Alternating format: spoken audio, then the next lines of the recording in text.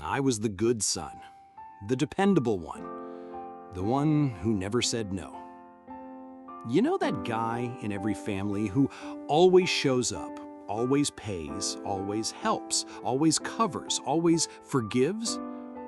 That was me. For almost a decade, I worked at Hanson's Hardware, a family-run spot in South Willow, the poorer end of Willow Creek. Started as a stock boy at 19, got promoted to stock manager by 26. I ran that back room like a war room. Truck deliveries, inventory, tool orders, reshelving, training slackers, did it all. Don Hanson, the owner, wasn't just my boss. He was a father figure. Told me once, "You're the spine to this place, James." And I believed him. But backbone or not, I broke. I lived above my mom's garage in South Willow. The place was always falling apart. Mold in the bathroom, a busted heater, windows that didn't close all the way. But it was free. And when you're the main source of income for half your family, you don't complain. I kept to myself mostly. Didn't go out much, worked overtime, skipped holidays, covered for late coworkers, didn't even take vacations. I told myself it was loyalty. Told myself that's what men do. My family? They bled me dry. Mom, Dolores, constantly forgot to pay utilities. Groceries? Me. Car maintenance? Me. She'd give me the classic, "My mijo, you're all I have." And suddenly, my entire paycheck disappeared. Leo, my older brother, unemployed contractor, would strut into Hanson's like he owned it. Grab drills, nails, paint, tell the cashier, "James will square it." Every damn time. Cousins Marcus and Janelle came by for freebies mid-shift like it was a vending machine. "Family discount," they'd joke. Uncle Roy, the shadiest mechanic in 3 counties, used my discount to buy bulk car parts and resell them. He thought he was clever. I thought I was helping. Every time I felt uneasy, I told myself, it's family. You help family. And I kept covering the damage, faking stock logs, writing off items as damaged or promo samples. It started small. Then it became routine. 6 months ago, everything unraveled. Don brought in an outside auditor, Karen Elliott. No-nonsense, clipboard type. She dug into the books and found a $12,000 hole in inventory, all of it traced back to my shift logs and access codes. At first, Don defended me. James wouldn't do that. Then they pulled the camera footage. Leo loading a cement mixer into his truck. Marcus carrying power tools out the side exit like it was a garage sale. Roy sliding pallets of jacks into his van. And me? Clocked in, logging it all, smiling. Sasha Kim, assistant manager, probably the only real friend I had, stood up for me, at first. But I saw it in her eyes when the footage played. Doubt, disappointment. Don called me into his office. I tried to explain. It wasn't theft, it was just helping family. He didn't yell, didn't fire back. He said, "You weren't helping. You were letting them steal, and you let me pay for it." He didn't press charges, just fired me. Told me to get your house in order. He was worse than yelling. It was like watching your father stop believing in you. When I got home that night, fired, humiliated, and gutted, I expected something. Not sympathy, but maybe a question, a flicker of concern, maybe even guilt. I'd just lost a job I'd held for almost 10 years. Not because I was lazy, not because I was dishonest, but because they had been, and I'd been stupid enough to carry their weight until it crushed me. Instead, I found Mom on the couch, eating saltines, and watching Wheel of Fortune like it was any other Tuesday. I lost my job, I told her, standing in the doorway like a ghost. Don fired me. She didn't look up, just mumbled, "Well, you'll find something else. You always do, mijo." I blinked. That was it. No follow-up. No, "What happened?" or "Are you okay?" Just casual dismissal like I'd said the corner store ran out of milk. I wanted to scream. I didn't. I just stood there, waiting for something more. But the puzzle wheel spun on, and Vanna turned her letters, and Mom dipped another cracker in cream cheese and said nothing. Leo was in my bed upstairs. Hadn't paid a dime for rent in months. I found him scrolling through TikTok with the same smug expression he always wore when he got away with something. I told him about the audit, told him Dawn saw the footage, told him the numbers pointed to me because of them. He didn't flinch, just snorted and said, "You got caught, that's on you. I never asked you to lie for me." That line stuck in my chest like a nail. I never asked you to lie. No, Leo, you never asked because you didn't have to. You just assumed I would. You counted on it. You made it easy by acting like you'd earned it, just by sharing a last name. Marcus and Janelle didn't bother texting. Neither did Uncle Roy. No apologies, no acknowledgement, just silence, as if my usefulness had expired the moment I couldn't cover their habits anymore. I stayed up most of the night, not out of anxiety, but clarity. Cold, clean clarity. I opened my laptop, pulled receipts, reviewed the security clips Sasha had quietly airdropped to me before I left Hanston's for the last time. I found texts. "Just grab it, bro. You're the manager. Hook it up one last time. Swear it's the last. It's not stealing if it's family." I'd laughed at those texts when they came in. Now I read them like indictments.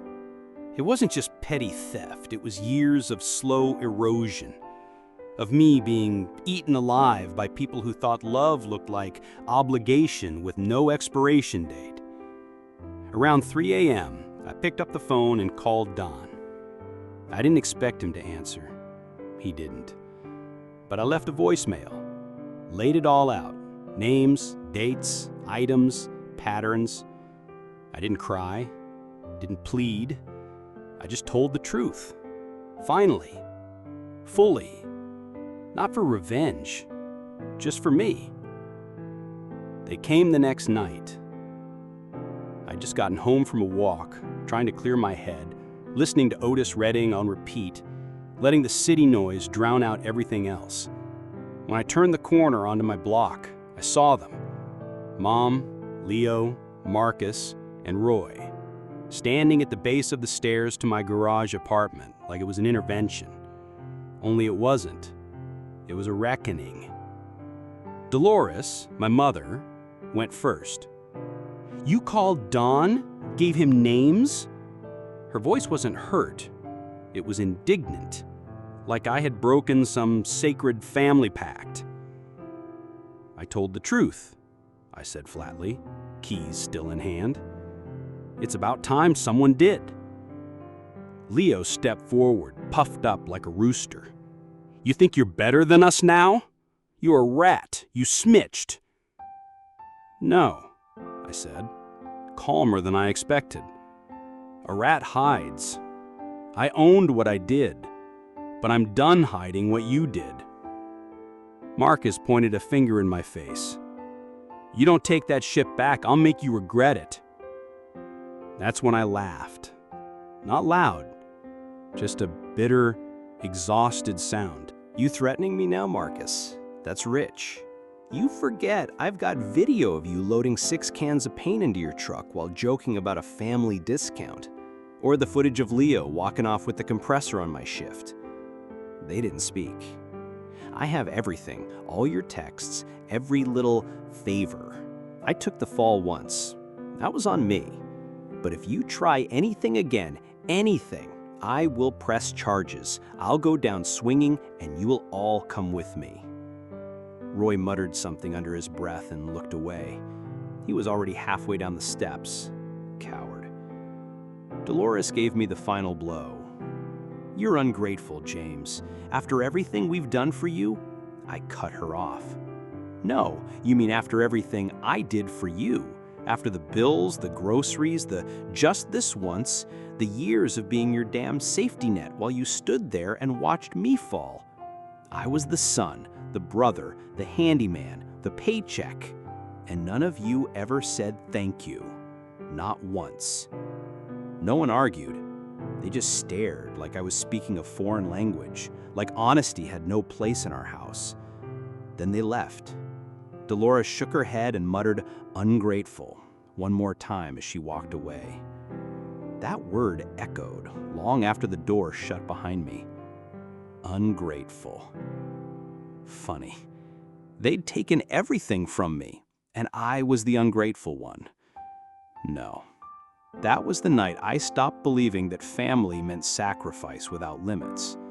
That was the night I chose me. And I've never looked back. 3 days after I shut the door on them, my so-called family, my phone buzzed. I didn't recognize the number.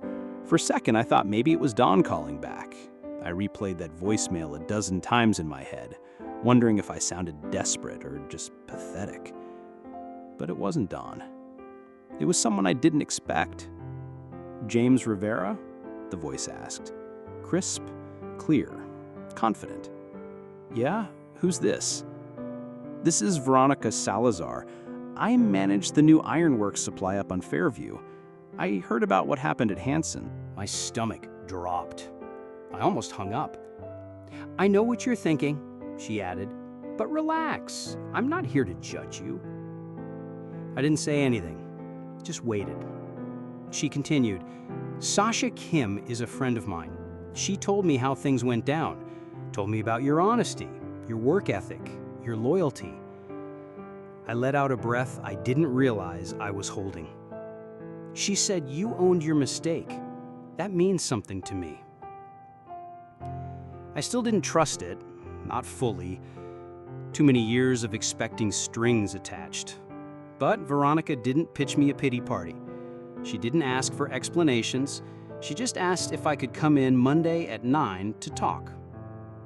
I showed up early, wore my cleanest pair of jeans and boots that didn't squeak when I walked. We didn't talk much about the past. Veronica cared more about what I knew, how I organized stock rooms, how I handled last-minute shipments, how I trained lazy new hires. Halfway through the interview, she smiled and said, "I think you've had enough people take you for granted. Let's start fixing that." I walked out with a job offer. Floor manager. Better pay. More respect. A fresh start, without the ghosts of South Willow whispering in every aisle.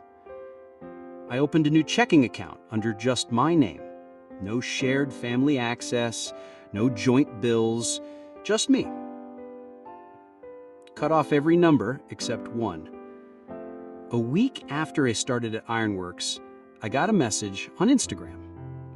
It was Eva, my niece, Leo's daughter. "Uncle James, I saw everything that happened. I know Dad's pissed, but I wanted to say thank you. I'm proud of you for standing up to them. No one ever does."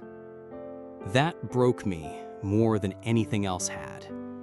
Not because it hurt, but because for the first time, someone in the family saw me. Someone saw the years I gave, the loyalty that cost me everything, the silence I kept swallowing, hoping it would one day make them proud. Ava was 17, smarter than her father already. I texted back, "Thanks, kid. You ever need help with anything, you come to me, not them, me." She left a little heart emoji. I saved the threat. That night, I made 2 decisions.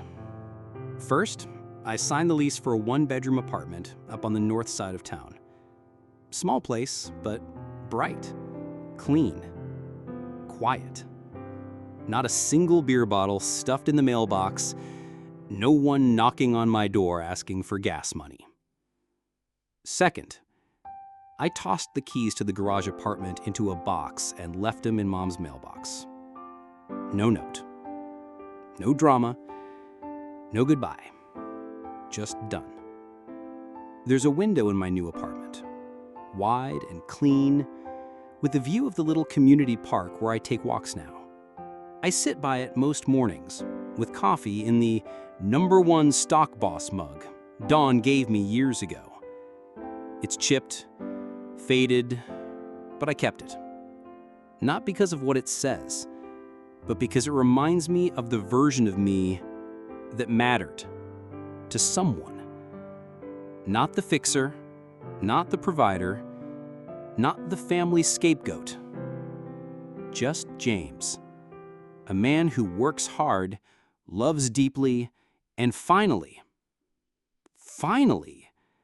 knows where the line is drawn.